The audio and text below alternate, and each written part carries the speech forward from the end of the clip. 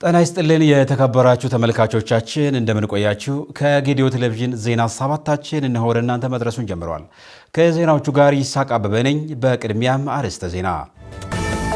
በጌዲዮ ዞን ምክር ቤት አዘጋጅነት በኢኮኖሚ ዘርፍ በሶስተኛ ሩብ ዓመት አፈጻጸም ላይ የህዝብ አስተያየት መሰብሰቢያ መድረክ ተካሄደ። በወሊድ የሕክምና አሰጣጥ ተገቢውን አገልግሎት እያገኙ መሆናቸውን በወናጎ ከተማ ጤና አጠባበቅ ጣቢያ ተጠቃሚ የሆኑ እናቶች ገለጹ። በ2018 ዓመት በሚካሄደው አረንጓዴ አሻራ ችግኝ ተከላ አስፈላጊውን ቅድመ ዝግጅት መደረጉን የወናጎ ወረዳ አስተዳደር አስታወቀ።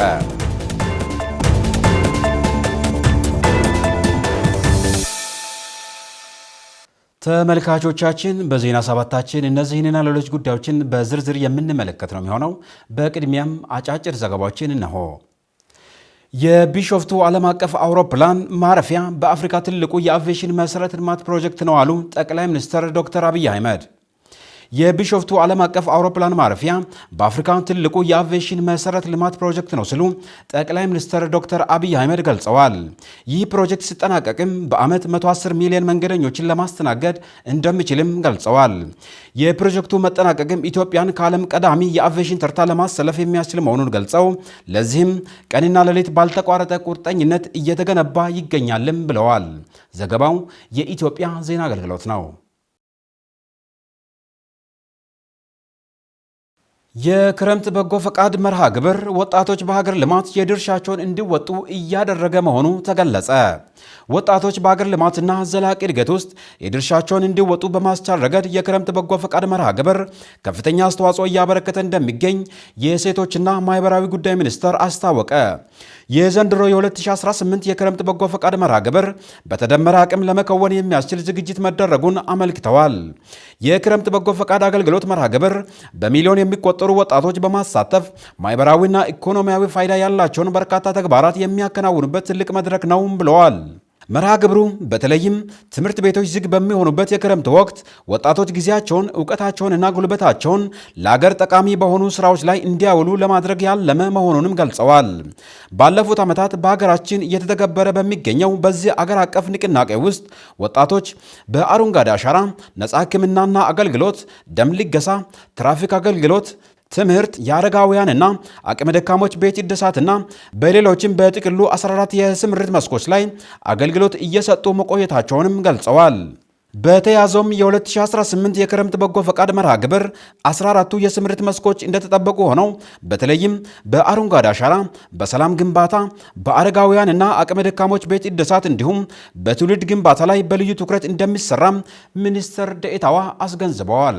ዘገባውን ከኢትዮጵያ ዜና አገልግሎት ድርጅት አገኘ ነው።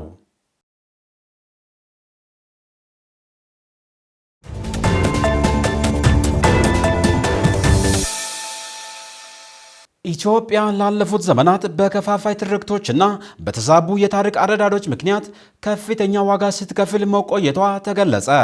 የራሳችንን ታሪክ በወጉ መርምረን የጋራ እሴቶቻችንን ካለማጥበቃችን የተነሳ ለፖለቲካዊ ትርፍ ተብለው የተሰናዱ ነጣጣይ ትርክቶች በማህበራዊ ትስስራችን ላይ ትልቅ ጠባሳ መጣሉም ተገልጿል። ሴኒያ መሐመድ ተጨማሪ አላት። እነዚህ የተዛቡ አመለካከቶች በዜጎች መካከል የጥርጣሬና የጥላቻ መጋረጃ እንዲጋረድ ማድረጋቸው የአደባባይ ሚስጥር ነው። የዚህ ውጤት ደግሞ በቃላት ሊገለጽ የማይችል ከፍተኛ ቁሳዊና ሞራላዊ ጉዳት ማስከተሉ ብቻ ሳይሆን እኛና እነሱ በሚል ክፍፍል የታነጸ ትውልድ መፈጠሩ ለሀገራዊ አንድነታችን ትልቅ ፈተና ሆኖ ቆይቷል። ይህንን ታሪካዊ ስብራት ለመጠገንና ሀገራችንን ወደ አዲስ ምዕራፍ ለማሸጋገር የለውጡ መንግስት የመደመር ፍልስፍናን እንደ መሪ እሳቤ በመውሰድ የጋራ ሀገራዊ ትርክት ግንባታን በዋነኛ ተግባርነት ይዞ እየተንቀሳቀሰ ይገኛል። የመደመር እሳቤ የሀገራችንን ቀደምት የታሪክ እሴቶች ከዘመናዊ የዲሞክራሲ ግንባታ ጋር በማዋሃድ ካለፉት ስህተቶች እየተማርን ወደፊት እንድንራመድ የሚያስችል ፍኖተ ካርታ ነው። የጋራ ትርክት እሳቤው ስብራት ያጋጠመውን ማህበራዊ ትስስር ለመጠገን በሶስት ዋና ዋና ምሰሶዎች ማለትም በሀገራዊ አንድነት፣ በዜጎች ክብርና በሁለንተናዊ ብልጽግና ላይ መሰረቱን ጥሏል። ይህ የጋራ ሀገራዊ ትርክት ኢትዮጵያ የነጠላ ትርክት ውጤት አለመሆኗን በመገንዘብ ሁሉም ብሔር ብሔረሰቦች በእኩልነት የሚያቅፍና አሰባሳቢ የሆነ የፖለቲካ ባህል ለመገንባት ያለመ ነው። መንግስትም የተዛቡ የታሪክ አረዳዶችን በኃይል ሳይሆን በመግባባትና በመከባበር መፍታት ይኖርብናል የሚል ጽኑ እምነት በተግባር ለማሳየት ባለፉት ጥቂት ዓመታት በርካታ ተቋማዊ እርምጃዎችን ወስዷል። ከእነዚህ መካከል በኢትዮጵያ ታሪክ ለመጀመሪያ ጊዜ በሀገራዊ ጉዳዮች ላይ የጋራ መግባባት ለመፍጠር የተቋቋመው የብሔራዊ ምክክር ኮሚሽን ቀዳሚ ተጠቃሽ ነው። ኮሚሽኑ በሁሉም ክልሎች በመዘዋወር የአጀንዳ ማሰባሰብ ስራዎችን በማጠናቀቅ አሁን ላይ ልዩነቶችን በጠረጴዛ ዙሪያ ለመፍታት የሚያስችል ዋናውን የምክክር ምዕራፍ በመጠባበቅ ላይ ይገኛል። ከዚህም በተጨማሪ የጋራ ኩራትን የሚያንጸባርቁ የታሪክ ቅርሶችን ማደስና መገንባት ሌላው የጋራ ትርክት ግንባታ ትልቅ ስኬት ነው። የአድዋ ድል መታሰቢያ በአዲስ አበባ እምብርት ላይ በግርማ ሞገስ መገንባቱ ኢትዮጵያውያን በጋራ የፈጸሙትን ወርቃማ ተጋድሎ የሚያስታውስና ለጥቁር ሕዝቦች ሁሉ የነጻነት ተምሳሌት የሆነ ተግባር ነው። በዲፕሎማሲው ረገድ ኢትዮጵያ የተከተለችው ዜጋ ተኮር ፖሊሲና የታላቁ የህዳሴ ግድብ ግንባታ መጠናቀቅ በዜጎች ዘንድ እኛም እንችላለን የሚል ጽኑ ስሜት እንዲፈጠር በማድረግ የጋራ ሀገራዊ ትርክቱን አጠናክሮታል። እነዚህ ግዙፍ የኢኮኖሚና የመሰረተ ልማት ፕሮጀክቶች የኢትዮጵያን ብዝሃነት ከሀብት ጋር በማጣመር ሁሉም ዜጋ የሀገራችን ማንሰራራትና የትንሳኤ አካል መሆኑን በተግባር አሳይቷል። ይሁን እንጂ እስካሁን የተመዘገቡት መልካም ጅምሮች ዘላቂ ፍሬ እንዲያፈሩ በቀጣይ በትኩረት ሊከናወን የሚገባቸው ወሳኝ የቤት ስራዎች አሉብን። በመጀመሪያ ደረጃ የብሔራዊ ምክክር ኮሚሽኑ ወደ ዋና ውይይት በሚሸጋገርበት በዚህ ወሳኝ ወቅት ከፖለቲካ ልሂቃን እስከ ታችኛው ዜጋ ያሉ ተሳታፊዎች በሐቀኝነትና መፍትሄ ለማምጣት በቁርጠኝነት መመካከር አለባቸው። በተጨማሪም ይህ አሰባሳቢ ትርክት በስርዓተ ትምህርታችን ውስጥ ተካቶ ህጻናትና ወጣቶች ገና ከለጋነታቸው ጀምሮ በጋራ ታሪክና በአንድነት መንፈስ እንዲታነጹ መደረግ ይኖርበታል። ይህ ታሪካዊ የጋራ ትርክት ግንባታ ጉዞ የሁሉንም ኢትዮጵያውያን ትብብርና ያላሰለሰ ጥረት የሚጠይቅ ነው። ኢትዮጵያውያን በራሳቸው ተነሳሽነትና ብርታት ታሪክ እየሰሩ መሆናቸውን በተግባር ያሳዩበት ወርቃማ ዕድል አሁን በእጃችን ላይ ይገኛል። በመሆኑም ሀገራዊ አንድነታችንን ይበልጥ በማጠናከር ልዩነቶችን አክብሮ ለሀገር ጽናት በጋራ መቆም የዚሁ ትውልድ ታሪካዊ የቤት ስራ ነው። ለመረጃው ጥንቅር የኢትዮጵያ ብሮድካስቲንግ ኮርፖሬሽንን ተጠቅመናል። ተመልካቾቻችን አሁን ደግሞ በዝርዝር ወደምንመለከታቸው ጉዳዮች እናልፋለን። በጌዲዮ ዞን ምክር ቤት አዘጋጅነት በኢኮኖሚ ዘርፍ በሶስተኛ ሩብ ዓመት አፈጻጸም ላይ የህዝብ አስተያየት መሰብሰቢያ መድረክ ተካሄደ። ምክር ቤቱ በዞኑ መንገድና ትራንስፖርት ልማት እንዲሁም ንግድና ኢንዱስትሪ ልማት መምሪያዎች የአገልግሎት አሰጣጥ ላይ የህዝብ እርካታ ምን ይመስላል በሚል ሀሳብ በዲላ ከተማ ምክክር አካሂደዋል። ዝርዝሩን አማኑኤል ታምራት ተመልክቶታል። በመድረኩ ለምክክር የቀረቡት አጀንዳዎች የነዳጅ ዋጋ መጨመርና የመንገድ ትራንስፖርት አገልግሎት ስምሪት ላይ የህዝብ እርካታ ምን ይመስላል በሚል ሀሳብ ምክክር ተደርጓል። የጌዴኦ ዞን ንግድና ገበያ መምሪያ ኃላፊ የሆኑት ወይዘሮ ሰላማዊት ያሬድ በበኩላቸው ባለፉት 2 ወራት በነበረው ቤንዚን ማነስ ችግር የተለያዩ ስራዎች እንደተሰሩ ገልጸው የነበረውን ችግር ከህብረተሰቡ ለመቀነስ ከሚመለከታቸው አካላት ጋር አብሮ በመሆን ጥረት ማድረጋቸውን ተናግረዋል። እንደ ንግድና ኢንዱስትሪ መምሪያ ያው የግብሩ ኃይሉ የነዳጅ ግብር ኃይል ሰብሳቢ እንደመሆኑ መጠን የመጡ ምርቶች በተለይ ለህዝብ ማመላለሻ ሸቀጦችን ለሚጭኑት የተለያዩ ግንባታ ላይ ላሉት ወይስ መንግስትም የሚያስገነባ ሊሆን ይችላል፣ በግል ደረጃም ደግሞ ግንባታ እያካሄዱ ላሉት ቅድሚያ መስጠት እንዳለበት መንግስት ያወጣቸው ለነዚህ ተግባራት ቅድሚያ ይሰጥ በሚል ያወጣቸው ህጎችም ጭምር ስለነበረ በዛ አግባብ እንዲመራ እየተደረገ ያለበት ሂደቶች አሉ። አቅርቦቱ እየተሻሻለ አሁን የመጣበት ሂደት አለ። ነገር ግን ጉድለት ያለባቸው አካባቢዎች ላይ እርምጃ በመውሰድም ከግብር ኃይል ጋር በመገምገምም እንዲስተካከል በአግባቡ ለሁሉም ለሚመለከተው አካል እንዲደርስ የማድረግ ስራዎችን እየሰራን የመጣንበት ሂደቶች አሉ። አሁን በተሻለ መልኩ የአቅርቦት ችግር የተቀረፈ የመጣበት ሂደት አለ። ያው ዋጋ ልዩነት ባይኖረውም አቅርቦቱ ግን የተሻሻለ ስለመጣ ለሁሉም በተለይ ወደ ገጠራማ አካባቢዎች ላይ ወረዳዎች አካባቢ ላይ የአቅርቦት በተለይ ከፍተኛ የሆነ አቅርቦት ስለነበረ አሁን ደግሞ አቅርቦቱ የተሻሻለ ሲመጣ ሁሉም ወረዳ ላይ ያሉት በተለይ የኛ ትንሹ ማደያ የምንላቸው በትስስር ነዳጅ የሚያገኙና ለአካባቢ ማህበረሰብ ለሚያደርሱትም ሁሉ ስርጭት እንዲካሄድም ጭምር ጥረት እያደረግን ያለንበት ሂደቶች ናቸው ያሉት። ገበያ ላይ ውለው የህዝብ ጤና ላይ ችግር ሊያስከትሉ የሚችሉ ጊዜ ያለፈባቸው ምርቶችን ከገበያ በማውጣት ስራ በርካታ ምርቶችን ከገበያ ማስቀረታቸውን የተናገሩት ኃላፊዋ አያይዘውም የቅዳሜ ገበያን በተመለከተ ለህዝቡ ምርትን በበቂ ሁኔታ ለማድረስ እየሰሩ እንደሆነም ተናግረዋል። በሰው ጤና ላይ ጉዳት የሚያደርሱ በሶስት ደረጃ የምንፈርጃቸው ምርቶች አሉ። ጊዜ ያለፈባቸው ከባዕድ ነገሮች ጋር የተቀላቀሉና ከደረጃ በታች ያሉ ምርቶች ይኖራሉና ይህንን በአግባቡ በየጊዜው በመፈተሽ ለማህበረሰቡ እንዳይሰራጭ የማድረግ ስራዎችን በየጊዜው እየሰራን ያለንበት ሂደት አለ። በተለይ በበዓል ወቅቶች ላይ ከባዕድ ነገሮች ጋር የተቀላቀሉ ምርቶች በስፋት የሚወጡበት ሂደቶች አሉ። ከከተማ ወጥተው ወደ ገጠር የማሰራጨት ችግሮችም ጭምር በስፋት ያየንበት ሂደቶች ስላሉ ሁሉም ወረዳና ከተማ በሚባል ደረጃ ከዞንም ሆነ ወረዳዎችም ጭምር ወደ ገበያ በማውጣት የማውጣቱን ስራ በተቻለ መጠን እየሰራን ያለንበት ሂደቶች አሉና የጌዴኦ ዞን መንገድ ትራንስፖርት መምሪያ ኃላፊ አቶ ስለሺ ሽፈራ በበኩላቸው ትራንስፖርት ለህዝቡ ያለው ጥቅም በሁሉም ዘንድ የሚታወቅና የማይገደብ እንደመሆኑ መጠን ለህዝብ ሰፊ አገልግሎትን የሚሰጡ ትራንስፖርቶችን የማሰማራት ስራ እንደተሰራ ገልጸው በትራንስፖርት ዘርፍ ህዝቡን ተደራሽ ለማድረግ እየተሰራ መሆኑንም ተናግረዋል። የትራንስፖርት ዘርፉን የህዝብን እርካታ ያረጋገጠ እንዲሆን ተሳፋሪዎች ያለ እንግልት አገልግሎት ማግኘት እንዲችሉ ለማድረግ ሰፊ ርብርብ ጥረቶች በተለይ ከባለድርሻ አካላት ጋር ከፖሊስ መምሪያ ጋር በቅንጅት ይህንን እየሰራን ነው ያለነውና የትራፊክ አደጋን ከመከላከል አንጻር ከፖሊስ መምሪያ ጋር አብሮ በመሆን ትልልቅ ስራዎችን እየሰሩ መሆናቸውን የተናገሩት ኃላፊው ካለፈው ዓመት ከነበረው የትራፊክ አደጋ ዘንድሮ የተሻለ ውጤት መመዝገቡን አስረድተዋል። የተለያዩ መንገድ መሰረተ ልማት ላይ የፍጥነት መገደቢያ ራምፐሮችን ፍጥነት በጣም ከመጠን በላይ የሆነ ፍጥነት ተሽከርካሪዎች እንዳይሄዱ ለማድረግ እነዚህን ስራዎችን ሰርተን አምና ከነበረው የትራፊክ አደጋ ዘንድሮ መቀነስ ተችሏል ማለት ነው።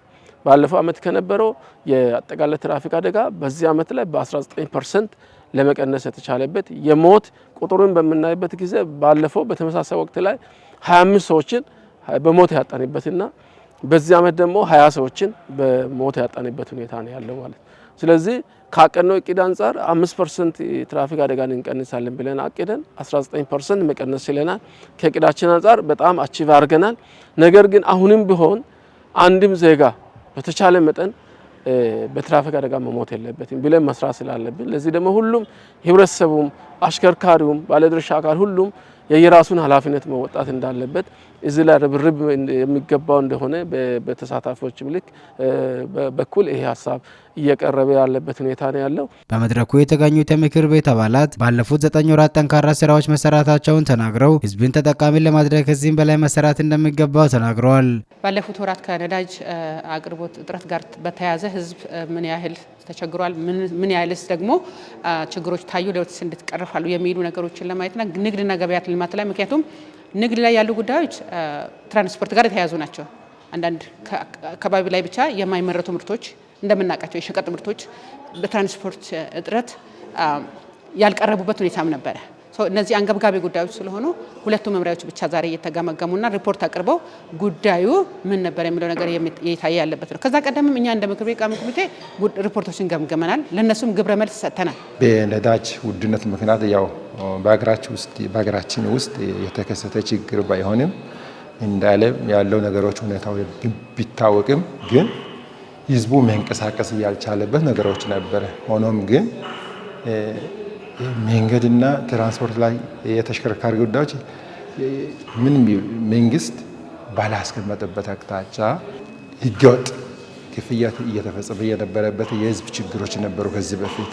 አሁን ደግሞ ስናይ ትንሽ ከባለፈው አሁን ጥሩ እየሆነ ያለ የመጣበት ሂደትና ይህንን ያው ሁኔታውን እየተረዳንበት በሚገባ ዛሬ እንደኔ ተረድቻለሁ ማለት ነው። መድረኩ የጌዴኦ ዞን ምክር ቤት ዋና አፈ ጉባኤ፣ የጌዴኦ ዞን ፖሊስ መምሪያ ኃላፊና የመንገድ ትራንስፖርት መምሪያ ኃላፊ እንዲሁም ንግድና መምሪያ ኃላፊና ባለሙያዎች በተገኙበት ተካሂደዋል። አካል ጉዳተኞችን በማህበራዊና በኢኮኖሚያዊ ዘርፎች ላይ እኩል ተሳታፊና ተጠቃሚ እንዲሆኑ በትኩረት ሊሰራ እንደሚገባ ተገለጸ። ኢዩ ኢትዮጵያ የተሰኘ መንግስታዊ ያልሆነ ግብረሰናይ ድርጅት ከዲላ ዩኒቨርሲቲ ጋር በመተባበር መሰረታዊ የኮምፒውተርና በዲጂታል ቴክኖሎጂ ክህሎት ዙሪያ ለአይነ ስውራን ተማሪዎች ስልጠና በመስጠት ላይ ይገኛል። ተጨማሪ አለን።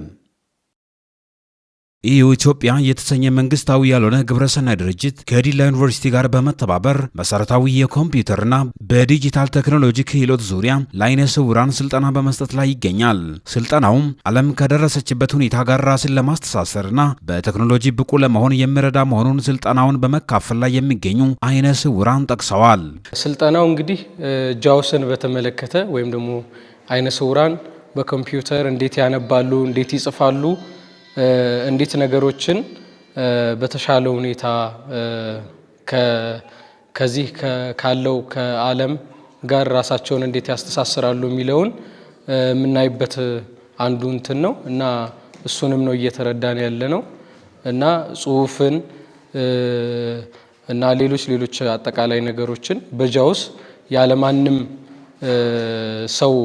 ሰውን ሳንፈልግ ራሳችን በኮምፒውተር እየረዳን እንድንጠቀም የሚያደርግ ነገርን ነው እየተማርን ያለ ነው ማለት ነው። ፈተና ሲደርስ የግድ አንባቢ ያስፈልገናል።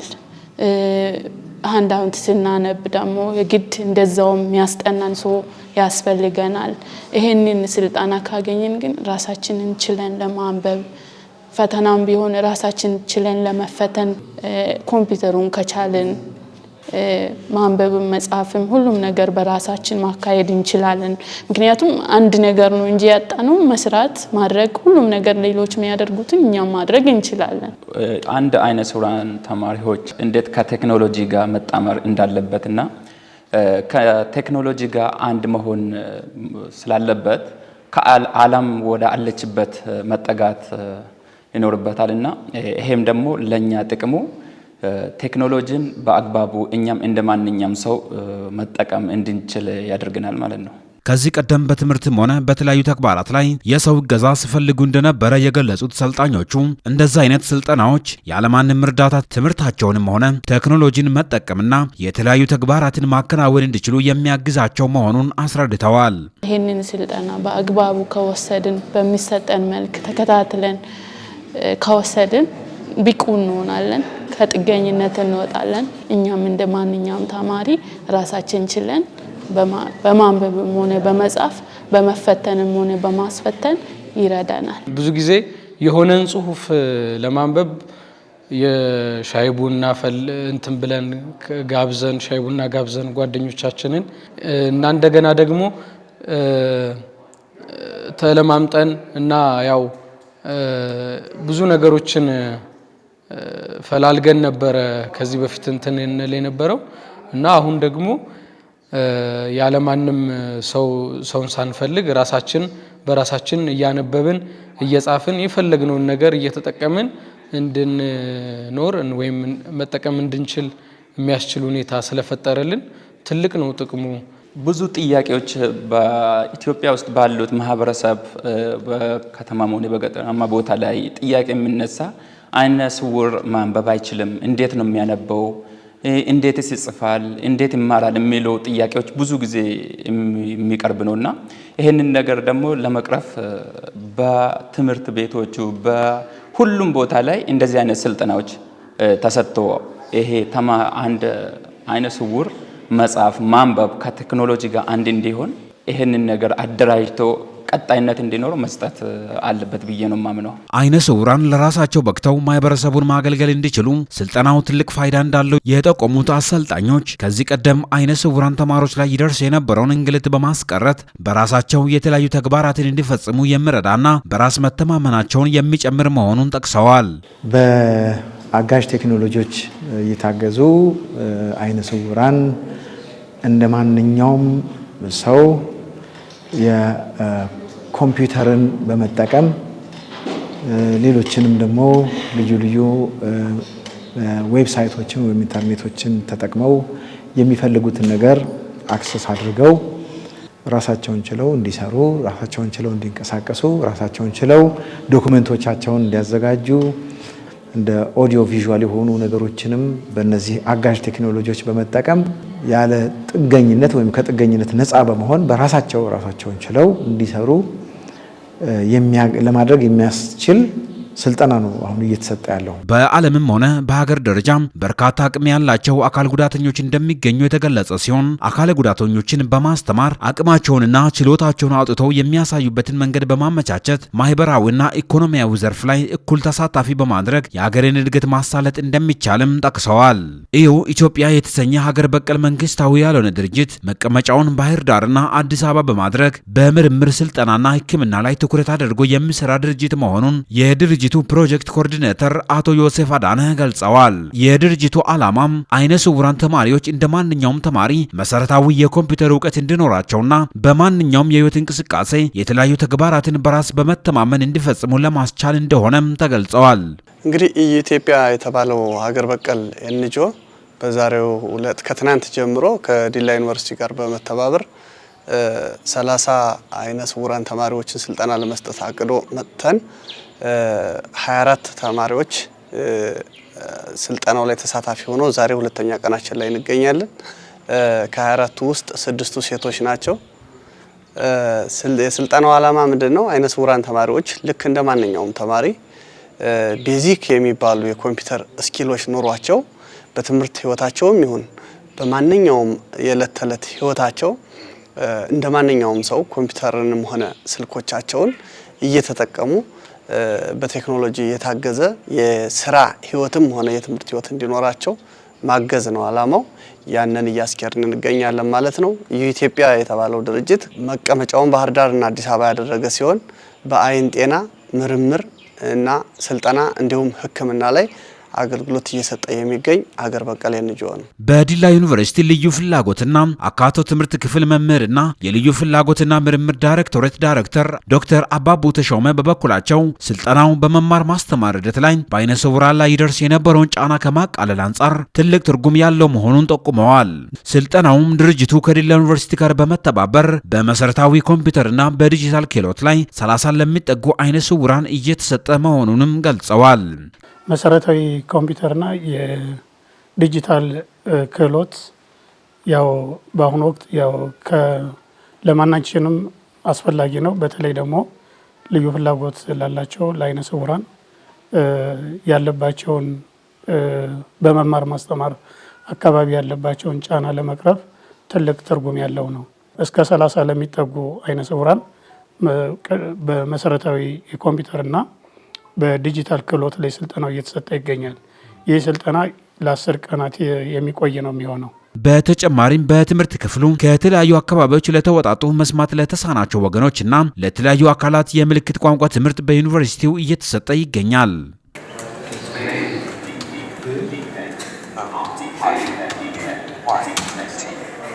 በወሊድ የሕክምና አሰጣጥ ላይ ተገቢውን አገልግሎት እያገኙ መሆናቸውን በወናጎ ከተማ ጤና አጠባበቅ ጣቢያ ተጠቃሚ የሆኑ እናቶች ገለጹ። ይልማ አበበ ተጨማሪ አለው። የጤናማ ዜጋን ህይወት እውን ለማድረግ በቅድመ ወሊድ በወሊድና በድህረ ወሊድ ለእናቶችና ህጻናት የህክምና አገልግሎት በየጤና ተቋማት እየተሰጠ ይገኛል። ወይዘሮ ትዕግስት ታምሩ ከክትትል ጀምሮ እስከ ወለደችበት ዕለት ከተቋሙ እንዳልተለየችና ከባለሙያዎች አንስቶ በጤና አጠባበቅ ጣቢያው ያለው የህክምና አገልግሎት ምቹ መሆኑን ትናገራለች። እንደ ወላዷ ንግግር በጤና ጣቢያው በህክምና ባለሙያዎች እገዛ በምጥ መውለዷ ለእሷም ሆነ ለልጇ የተሻለ በመሆኑ ሌሎችም ወላድ እናቶች በጤና ተቋማት ለመውለድ ምንም መፍራት አያስፈልግም፣ ህክምናው ጥሩ ነው ብዬ እመክራለሁ ብላለች። ወደ 11 ሰዓት ተኩል አካባቢ የምጥ ምልክት ታየብኝ። ከዛ ሲነጋ ወደ 12 ሰዓት አካባቢ ልክ እዛ መቆየት ስላልነበረ መጣው ወደዚህ የታ ፍቃድ ሆኖ ወደዚህ በእግር ወክ እያደረኩኝ መጣ። በቃ እዚህ ሁሉም እንትኖች ነበሩ፣ ነርሶች ሁሉም በእንክብካቤ ነው። በእውነት ከመንገድ ነው እኔን ወስዶ ያመጡት እነርሱ። በቃ መጣሽ እንኳን በሰላም መጣሽ እያሉ እያዝናኙ አመጡኝ፣ አስተኙ፣ አዩኝ። ሁሉም ክትትል እያደረጉ እያዩኝ በቃ ሰዓት ጊዜ ስለሆነ ትወልጃለሽ፣ ችግር የለውም፣ መወለጃሽ ጊዜ ነው፣ ደርሶብሻል እንግዲህ ጥንቃቄ አድርግ ችግር የለውም አለውልሽ እያለ የጤና ተቋማት ለተገልጋይ አስፈላጊውን አገልግሎት እንዲሰጥ በቅድሚያ የህንፃ የቁሳቁስና ባለሙያ የማሟላት ስራዎች ቀዳሚ እንደመሆኑ የሚጠቀስ ሲሆን አስፈላጊ የጽዳትና እንክብካቤን ይሻል። ወይዘሮ ሩቂያ ሁሴን የጽዳት ባለሙያ ሲሆኑ በማዋለጃ ክፍል የሚሰጠው አገልግሎት የተሳለጠ እንዲሆን ኃላፊነቷን በተገቢው መንገድ እየተወጣች እንደምትገኝም ነው የገለጸችው። እንግዲህ እናቶች ያለ ወሊድ ሲመጡ ቀድመን ዝግጁ ሆነን እንጠብቃቸዋለን። አልጋ በማጽዳት በመወልወል ቤቱን ጽዳት አድርገን እነሱ አገልግሎት የምንሰጣቸው እንትን ሁሉ ጸዳ አድርገን እንጠብቃቸዋለን ማለት ነው። ከመጡ የአልጋ ቦታዎቹን እናሳያለን። ቦታውን ካሳየን በኋላ እኛም ሬዲ ሆነን አጠገባቸው ቆመን እንጠብቃለን ማለት ነው። ለግላቸውም ሆነ ለቤተሰባቸው ሕክምናን ፈልገው ወደ ተቋሙ የመመላለስ እድል ያገኙት የወይዘሮ ትዕግስት ወላጅ አባት አቶ ታምሩ በየነ ጤና አጠባበቅ ጣቢያው ባለው አቅም ደረጃውን የጠበቀ የሕክምና አገልግሎት እየሰጠ እንደሚገኝ መታዘባቸውን ተናግረዋል። አገልግሎት አሰጣጡ የሚያረካ በእርግጥ የጤና ተቋም እንኳን ወደፊት ይሄ አድጎ ሆስፒታል ቢሆን የሚል ነው ውስጤ ላይ ጉጉት ያለኝ። ምክንያቱም የሚሰጡት ከአገልግሎት አንፃር ሄጄዋለሁ፣ አንዳንድ ቦታም ሄጃቸዋለሁ። ከዛሬ ቢጀምር የዛ አገልግሎቱ ጠዋት እንደገባን 2 ሰዓት ነው ማለት 1 ሰዓት ነው እሷ ያገባችው ተከትዬ ነው መጣሁትና ከዛች ደቂቃ ከገባች ደቂቃ ጀምሮ ከሷ ካጠገቡ ሳይለዩ ነርሶችም ጨምሮ ዶክተሩም ጨምሮ ሁሉም ያለው እየተረባረቡ ሲያንከባክቡ ነው ያየሁት። የሚያረካ ነው አገልግሎት አሰጣጣቸው። በራሳቸው ጊዜ ማንኛው ነገር እያቀረቡ የትኛው ነገር እኛን ሳስቸግሩ ከእንክብካቤ አንፃር እኔ እጅግ በጣም የሚያረካ ነው። በጣም ደስ የሚል አገልግሎት ነው ያለው።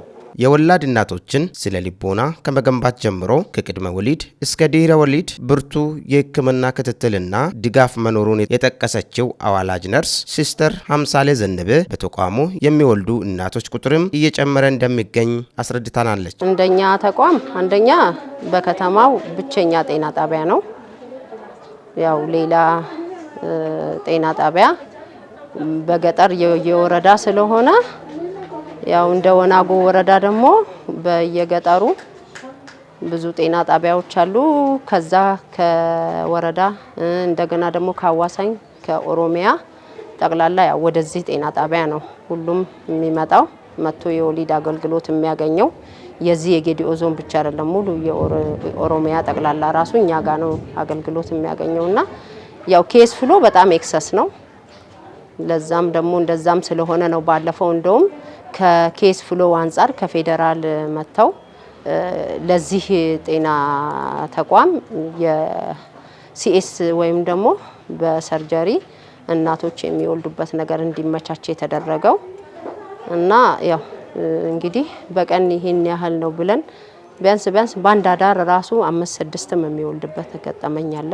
ከዛ በላይ 8ም ወልዶ የሚያቀበት ቀን አለ እና ያው ኬዝ ፍሎ ይታወቃል ወናጎ ጤና ጣቢያ። በቀጣይም የቀዶ ሕክምና አገልግሎት በዘርፉ ለማስጀመር ቅድመ ዝግጅቶችን ተቋሙ ማጠናቀቁን የገለጹት የጤና አጠባበቅ ጣቢያው ኃላፊ አቶ ሲሚዮን ስዩም በርካታ የማህበረሰብ ክፍል ወደ ማዕከሉ በመምጣት አገልግሎት እንደሚያገኝ አብራርተዋል። አገልግሎት አሰጣጡ እንግዲህ እኛ እንደ ከተማ አስተዳደሩ 2 ቀበሌ ነው። ከዛ ውጪ ግን ከ120 ሺህ ህዝብ በላይ አገልግሎት እንሰጣለን። በዚህ አካባቢ ላይ 2 ከተማ አስተዳደር ላይ ወደ 30470 ህዝብ አገልግሎት የሚሰጥበት ተቋም ነው።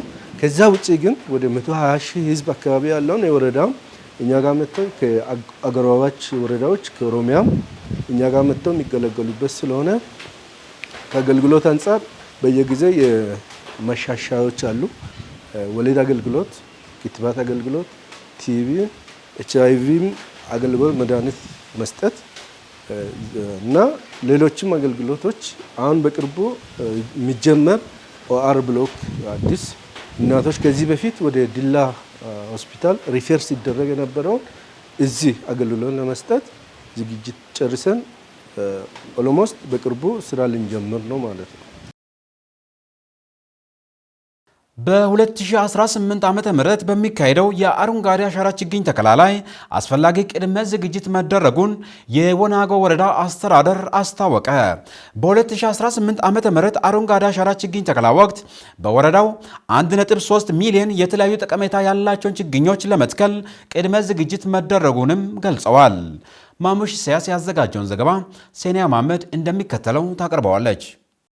በጌዲኦ ዞን በወናጎ ወረዳ በ2018 ዓመተ ምህረት ለመትከል ከታቀደው 1.3 ሚሊዮን ችግኞች መካከል በበልግ ወቅት ብቻ ከ900 ሺህ በላይ የሚሆኑ ዘርፈ ብዙ ጠቀሜታ ያላቸው ችግኞች መተከላቸውን የወረዳው ግብርና ጽሕፈት ቤት ኃላፊ አስረድተዋል። እንደ ወረዳችን በ2018 ላይ እንተክላለን ብለን ካቀድነው አጠቃላይ ችግኝ 1.3 ሚሊዮን የሚሆን ችግኝ እንተክላለን ብለን ነው ያቀድነውና ከእቅዱ አንጻር እያንዳንዱ የሚተከልበት ሲዝን አለ። በልግ ላይ የተተከለው አለ። ለሐምሌ ተከላ የሚሆነው የለየንበት አግባብ ነው አለውና ከዚህ ከ1.3 ሚሊዮን ችግኝ ውስጥ በልግ ላይ በማዛ ተከላ ላይ ከ900 ሺህ ችግኝ በላይ የሚሆነው ችግኝ ተክለናል ማለት ነው። ይሄንንም በብዙ ዘርፈ ብዙ ጠቀሜታ ያላቸው ችግኝ ተክለናል። አንደኛው በፍራፍሬ ልማት ላይ ነው። ፍራፍሬ ልማት ላይ እንደኛ አካባቢ በአቮካዶ ላይ በተሻሻለ በአቮካዶ ዝርያ ላይ እጅግ ወሳኝ የሆኑ ስራዎችን ሰርተናል። ሌላ በሙዝ ላይም በተመሳሳይ ጥሩ ስራዎችን ሰርተናል። ቀጥሎ ለአፈር ለምነት አካባቢውን ታሳቢ ያደረገው ስነ ምህዳሩን ታሳቢ ያደረገው ችግኞቹን ስንተክል የቆየንበት ሁኔታዎች ነው ያለው።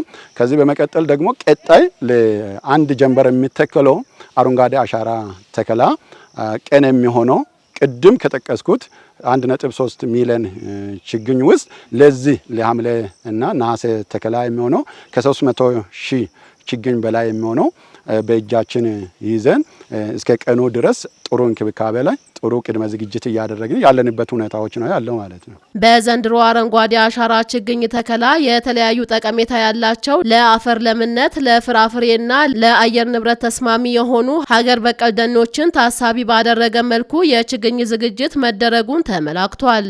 ችግኝ ሲዘጋጅ ዓላማ አለ። አንደኛ ለአፈር ለምነት የሚሆነው ታሳቢ ይደረጋል።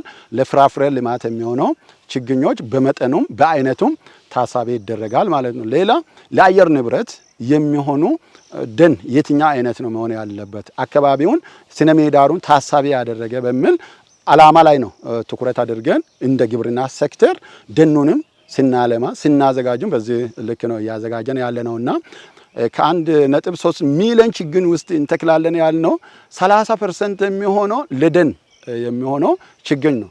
40% የሚሆነው ደግሞ በፍራፍሬ ልማት ላይ የሚሆን ማለት ነው። በዓላማ ነው እያንዳንዱ በፐርሰንት የተቀመጠው ዓላማ አለ። አረንጓዴ አሻራ ችግኝ ተከላ መርሃ ግብር ላይ የተተከሉ የፍራፍሬ ችግኞች አርሶ አደሩ ገቢውን እንዲያገኝ ማስቻሉን ጠቅሰው የፍራፍሬ ተክል ሀገራችን በምግብ ራስን ለመቻል የሚደረገውን ጥረት ከማገዝ ረገድ ሚናው የጎላ ነው።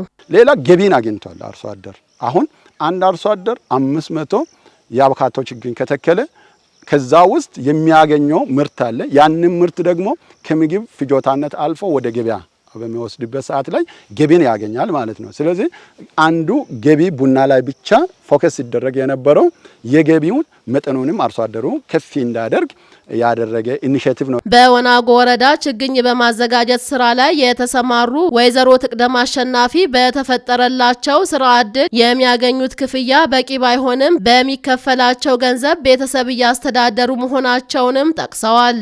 እኛ ስራ ግፋብል የጀመረ ነው ወደ 96 ዓመት አካባቢ ነው።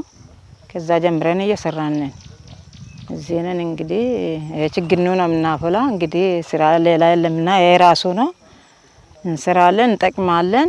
ያው ስራ ላይ ነው እስካሁን ነው ያለ ነው። ችግኝ እናዘጋጃለን። ያው ችግኝ ነው የምናዘጋጀው።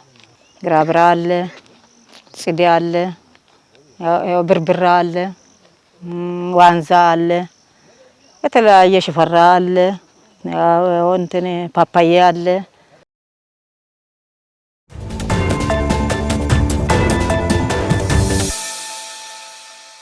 የተከበራችሁ ተመልካቾቻችን ዜናዎቻችንን ከማጠቃለላችን በፊት አበይት ነጥቦችን እናስታውሳችሁ።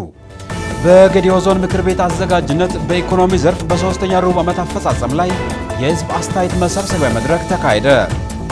በወሊድ የሕክምና አሰጣጥ ተገቢውን አገልግሎት እያገኙ መሆናቸውን በወናጎ ከተማ ጤና አጠባበቅ ጣቢያ ተጠቃሚ የሆኑ እናቶች ገለጹ።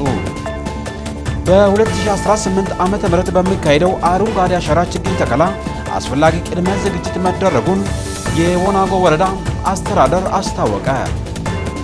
ተመልካቾቻችን በመከታተል ላይ የነበራችሁት ከጌዲዮ ቴሌቪዥን የሚተላለፍላችሁን ዜና ሰባታችንን ነበር። ዜናዎቻችንን በዚሁ አበቃን። ዜናዎቹን በመምራት ቆይታ ያደረግኩት ይሳቅ አበበ ከመላው ስቱዲዮ ባለሙያዎች ጋር በጋራ በመሆን ነበር። ከቀሪዎቹ ከጌዲዮ ቴሌቪዥን ፕሮግራሞች ጋር መልካም ቆይታ እንዲሆንላችሁ ተመኘው። ሰላም።